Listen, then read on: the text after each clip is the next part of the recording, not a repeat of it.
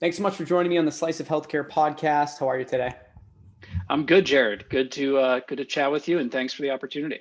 Absolutely, I'm excited. We've chatted about a week or two ago. Got a chance to get to know each other a little bit more, and then we were joking before the call. Been seeing you on Clubhouse and the things that you and your team are doing over there. For those of the audience that are unaware what Clubhouse is, it's kind of this audio app that's taking, I would say, more of like the startup world by storm, and digital health in particular, right? It seems like there's a lot of activity with digital health, but so yeah, I mean, I know. So Sam and Oshi Health are doing some talks on there. So if anyone's on Clubhouse, be sure to check that out. And I'm sure you'll mention that at some point on the podcast. But I'd love to just quickly dive into an intro on you. If you could share with the audience a little bit about your background and how you got to where you are today, it'd be much appreciated. Yeah, absolutely, Jared. So I'm Sam Holliday, CEO at Oshi Health. Background, I've been in healthcare my whole career, always with the theme of, how do we use technology to improve various aspects of healthcare? And I've applied that in everything from drug development for the pharmaceutical and biotech industry, to, the more recent chapters focusing on how do we improve healthcare delivery? So providing care using technology. And particularly over the last couple of years on telehealth type services, and how do we really rethink care delivery for what it should be in the next 5 to 10 years, which is starting virtual, incorporating the brick and mortar in-person experience where it's truly needed, but virtualizing other aspects of the service. Just educationally was an engineer undergrad, and went back and did a healthcare focused MBA program, and that really broadened my understanding of the healthcare space. And then all of my work in the space is really, deepened understanding, which I think is really important to build a next generation healthcare company. You need to understand and have experienced the different players involved, whether it's payers, how employers buy care for their companies and their people, the provider side, and then even, where does the pharma and biotech and med device fit in? So I've been fortunate to have a lot of different experiences working for an EMR company, working in the online health information space in marketing for hospitals and health systems, and then a couple of years building a diabetes telehealth company that really got me interested in, how do you deliver care in this way? And now building intentionally from the ground up a GI care company that's telehealth based. Thank you for that intro. That was super helpful. Yeah, you've been in some cool areas of healthcare. Got to be one of the, I don't want to say first, but an engineer who was doing marketing. Like it's definitely some unique areas of your career where there was some. I don't know too many engineers that were diving into marketing. So I'm sure though there's been experiences from each of those companies you've been at, right? Taking the marketing piece, your engineering background, plus I'm assuming just like some creativity as well that you've picked up along the way has been really helpful as you venture out and have started this company, Oshi Health. Yeah, absolutely. And I think it's also just, that curiosity. I have a breadth of different parts of businesses that I've been involved in building up and running, as well as different parts of the industry, and just also always been curious about the body and sort of medicine in general, how our bodies work, and then also how our brains work. I think a curiosity around human behavior and psychology has been a big part of what I've always liked to learn about, and it now actually factors into what we're doing at Oshi. Well, I think we should use that as a good transition point. So talk us through a little bit about Oshi Health. Why did you like the why, the how, the what? Yeah, so I mentioned I had been working in diabetes, and one of the themes that we had seen was the emergence of full virtual clinics to treat people living with diabetes, and that a big part of the solution historically has been medication, and that works for certain people. But we saw a lot of the time the impact where it could really be amplified is if you could make sustainable behavior change. So there are now companies that are taking diet and really looking at the role of food in managing or reversing different disease areas. And along the times that I was learning about those things, my mom actually lives with a GI condition. And she had gone through the journey of figuring out how to adjust her diet, to figure out what are her trigger foods that cause her symptoms to escalate. How does she re-engineer her diet and the way she eats to minimize those symptoms? And I started learning about this particular diet that she based hers on is called low FODMAP. FODMAPs are different types of sugars that for conditions like irritable bowel syndrome can cause your symptoms to escalate. And so I got really fascinated by the experience because hearing my mom's story, her gastroenterologist's mind was blown that she had figured out this diet. And a lot of times what people get is a handout about a low FODMAP diet, maybe a couple phone numbers of dietitians to call, who may or may not be covered by insurance. And that just seemed like a really strange way to solve the problem if everybody says dietary changes can make a big difference. And I think the other part that I learned just through my mom's experience is the role of stress, anxiety, and depression on your gut. And so I started learning about the mind-gut connection, which is an emerging area of our understanding in science. And twice she had landed in the emergency room, and expensive care had occurred, and we realized it was all triggered by stress that was going on in her life, and it had really caused her GI symptoms to escalate. There was no part of the healthcare system that was really built to prevent that from happening, to really educate her about this connection. There are sort of a fragmented landscape of different providers you could go seek out, but the whole job is put on every individual patient to go navigate this and figure it out. Go find a gastroenterologist. They can solve part of the problem. They tell you about dietary interventions. Then you have to go find your own dietitian. Maybe they're paid, by insurance, but a lot of them are not. If you figure out this piece of the gut-brain connection, now you have to go find someone to help you on stress, anxiety, and depression and the impact those have on your GI.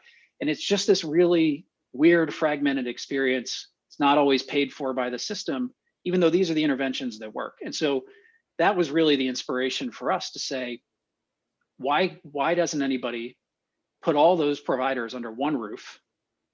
A lot of these interventions that we're talking about are really conducive to this kind of conversation that you and I are having through telehealth. It takes more frequent touch points, because making these kinds of changes to your life is a bit of trial and error to figure out for every individual what works, how to incorporate it into your life. And you need that ongoing support. And again, technology really gives us new tools to do that.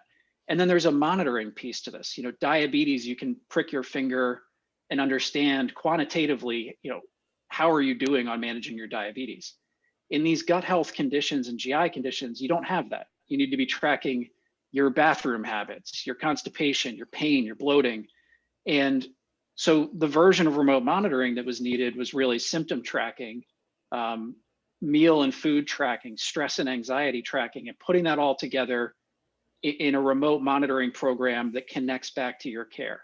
And really, that's our inspiration for Oshi Health in building a fully virtual GI clinic that has all of those different provider types to provide multidisciplinary care. And I think a really important part of it is it's integrated. It's not 4 different providers who don't talk to each other, are not actually sharing data with each other, and are not actually sharing care plans. That's what you get from traditional care. We've put it all under one roof with a team approach to getting one patient's symptoms controlled. And there's tons of evidence that's already been studied in brick and mortar that shows when you do that, you can actually improve the patient experience, improve their symptom control and outcomes, and reduce cost. At what point did you realize that you wanted to start this, and that you saw a major opportunity to move forward with Oshi Health? Yeah, again, it was this combination of having looked at this virtual care construct for diabetes and seen the great work going on with other companies like Virta and Onduo, who are 2 pioneers in that space.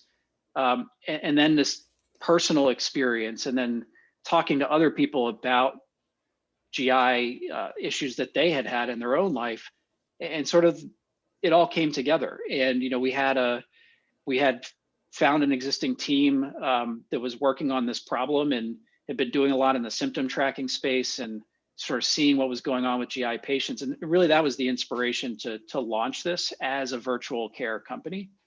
So we did that about the end of 2019. And for the past year, we've been building our technology platform, building our clinical protocols around how we're going to deliver care in a virtual first approach, how we're going to help patients who need in-person care for things beyond what we can do through telehealth, and how do we make that a really seamless experience for the patient, to help them find the right provider in their local market based on their insurance coverage, the cost and quality picture, seamlessly hand them off to that provider, and then get the data and the patient back to continue our ongoing care. And I think the part we've figured out is that this can be very complementary to local market gastroenterology clinics, ambulatory surgery centers, the places that these patients typically end up. You know, they're very oriented in many cases toward doing the procedural care, the colonoscopies, endoscopies, you know, helping patients on biologic therapy have a place to go to get infusions of those medications, and doing the more complex diagnosis and ongoing support. And they're very good at those pieces, but they don't necessarily have the bandwidth, time, or money to invest in the dietary, psychological, or remote monitoring capabilities that we've built. So, you know, we saw this all come together, and for the past year have built it, and now are live in a couple states. What are some of the things you're most excited about as we head into 2021 in terms of the company, I guess? Yeah, so we are fortunately launching this month our very first payer-sponsored program.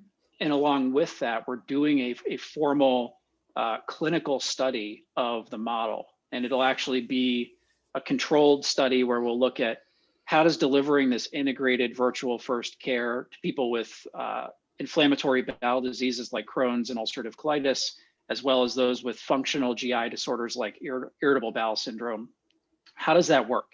You know, we have the thesis, and it's backed by all the evidence that's been done in brick and mortar and in controlled trials, that all these interventions work. The part we're doing is presenting them to the patient in this integrated virtual first approach with more frequent touch points.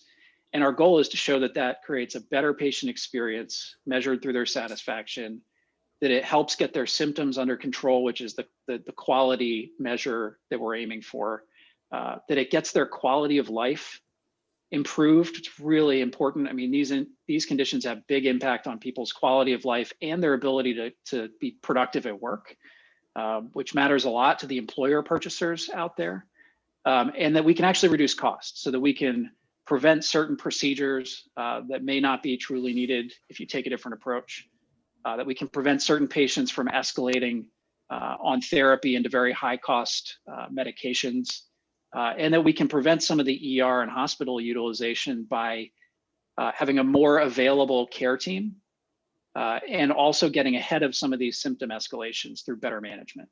And so we're launching that study with a payer. It'll take a year to get full results, but that's a big part of this year. And then we're working on a couple other payer and employer sponsored programs that we'll be launching later in the year. That's exciting. Yeah. And then, all of that will be the fuel for us to go raise additional money to really scale this and bring it to more people around the country through their employer or their payer, who are typically, the partners that we're looking for to roll this out. And just for the audience, so they're aware too, like, this is your intro podcast, right? The goal is to have you and other members of your team on the podcast throughout the year, and really we're with you along this journey, right? So whether it's you or another member of your team, we're talking about key issues related to both just the GI space and then to Oshi Health. So I'm excited that we're kicking off our relationship with this episode, and look forward to future episodes. And just wanted to really thank you for coming on the podcast.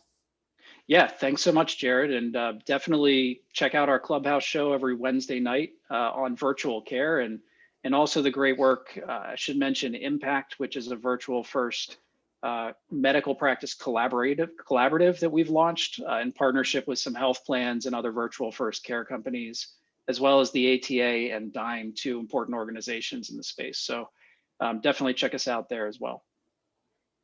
Absolutely. Awesome. Thank you so much. Thanks, Jared.